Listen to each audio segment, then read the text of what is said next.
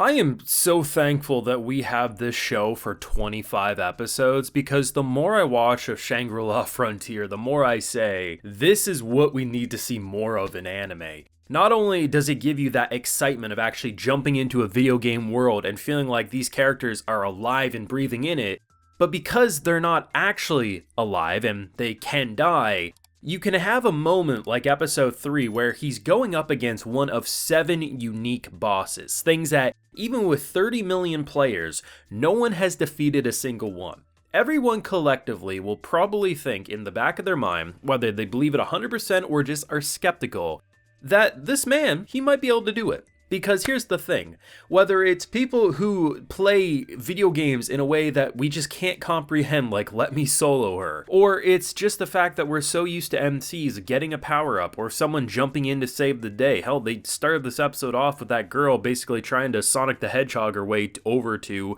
our boy. But no, he does well. He gets criticals, he perfect parries, and he does rather well for a level 18, but he dies. And there's a couple of moments throughout this fight where I'm like, there's just no way he's gonna win, right? There's no logical way he could defeat this. Even if he's some master gamer, I mean, at the end of the day, there's no way he's going to do this. But then he starts getting criticals left and right, and I'm like, well shit, maybe they are gonna go this route. It looks badass, so at least it'll be entertaining, but that feels like plot armor in that case. And then this show said, no, there is no plot armor. He gets his legs cut off. He's lucky because he has a ridiculously high luck stat, so he survived the initial attack with 1 health point. But he loses, and in return gets cursed. Granted, it might work in his favor because he has an excuse of why he can't wear clothes anymore, but still, the way this show goes about showing how badass he is, how talented he is, but at the same time showing how much further he has to go, this is why I love this show and why I'm so thankful we still have another 22 episodes left. Full live reaction episode 3 of that Shangri-La Frontier greatness over on my Patreon. If you would like to see that, it's over there if you're interested. Now there's a lot to break down. First things first, I still have to commend the production to the show. Not only is the writing really solid, and the more I watch of this game, it actually does feel like someone who understands video games. It's not just surface level basic mechanics. Everything about it, whether it's perfect parrying, the way he is jumping around the debris, to most importantly, the idea that instead of just saying, oh, there's all these like little small elements that they kind of bring up at one point, but then they never do anything with. No. Last episode, very much, it was pointed out, I pointed out, he points it out, the NPCs feel alive, they talk as if they're human. But here's the thing, if you start changing your character, whether that's progressing through the main story or maybe what you deal with in the world, NPCs will change their habits with you. And in this case, he got cursed. And one of like the 5 or 6 little lines that were basically kind of breaking it down, like, okay, you can't equip things, you will be kind of immune to wherever the curse is to these types of things, but also NPCs will interact with you differently. We get introduced to a rabbit who takes us into a gate that says he's supposed to be level 80. He did get quite the experience. Even though he lost, he did gain 10 levels from fighting that unique monster. However, he's now in an area that it's recommended to be level 80. And based on the end of the episode,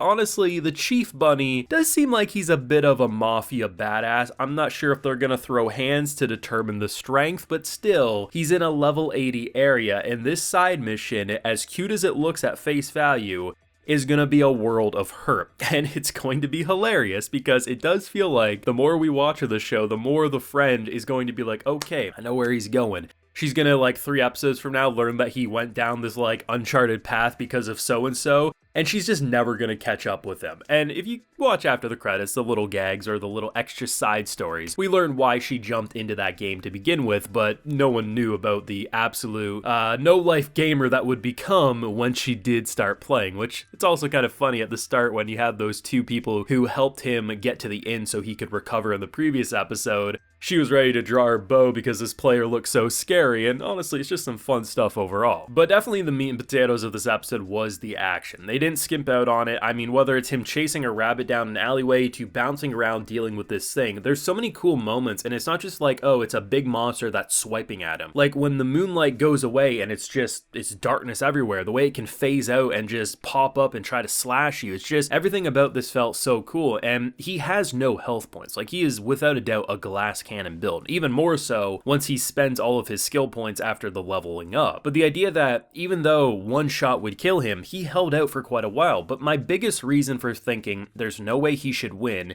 if this is a well-written show is the fact that we saw last week a goblin, right? Just a small creature was pushing his shit in, and then they swarmed him with dozens of them, and then in comes a boss that not only one-shots that entire crowd that he was struggling to deal with, they also confirmed that no player has defeated one of these unique beasts yet. And if there's 30 million players playing this, and this game has been popping off for a while, why in the hell should our main character be able to defeat this? The only way that would work is if he got lucky, there was plot convenience, plot armor, or just some bullshit writing. And because we're not in a situation where the characters have to survive because otherwise they die in the game, they die in real life, no, he loses. And it kind of pisses him off, it kind of makes him excited, but at the end of the day, it gives him a mission. I don't care about the story, I want to defeat you. And there's 7 of these bad boys, and whether he defeats one of these beasts anytime soon remains to be seen, but as we know right now, he recognizes that there isn't plot convenience, that there's not going to be a magical new power-up that's going to happen. Sure, he saved himself because he learned how to perfect parry, so that works out. The grinding did help him there, but all those criticals, they did nothing to him. This beast is going to be a biatch to deal with. I think this is like the perfect anime of whether you are a gamer through and through or you really don't have that much interest in video games. It perfectly explains video game mechanics in a way that people who maybe aren't as familiar with certain things will understand it. And they could probably also come out saying, yeah, you know, I wouldn't mind playing a video game like this. But those of us who do love video games, we just look at this world and we see these moments, whether it's the animation going so fluid and making us feel like, wow, I wish I could be playing something this cool. It has that excitement, it has that adrenaline, but most importantly, it has the mechanics and the thoroughness to make it feel like this is based around an author who understands video game mechanics. And because of that, it actually feels like a game I would love to play, but most importantly, I understand the passion coming from this main character. And while yes, he does get salty because he starts calling it a trash game after he has a bit of a rage quit moment, at the same time, he's here. He loves this game, he's gonna keep playing, and honestly, the fact that getting cursed because you decide to fight this beast the way that you did ends up into this whole new quest line that, you know, is recommended level 80. I mean, the unique beast was probably like level 999 as far as we know. But either way, the sky is definitely the limit for this one. This has become one of my personal favorites, the ones that I'm looking forward to the most every single week, and I doubt that's going to change anytime soon. But let me know what you thought of episode 3 of Shangri-La Frontier down below. Leave a like if you enjoyed, subscribe if you're new around here. Of course, be sure to ring that bell so you can get notified when I upload more videos to the channel. And like I mentioned, we do have a full live reaction over on my Patreon if you're interested. And hey, while you're there, you also get a video shout out. So today we have Taco Tuesday, Benjamin Henderson, X Nico, Michael Barnes, Ann, Fuzzy, and Doubles. So I appreciate the support, everyone. Please take care and have a good one.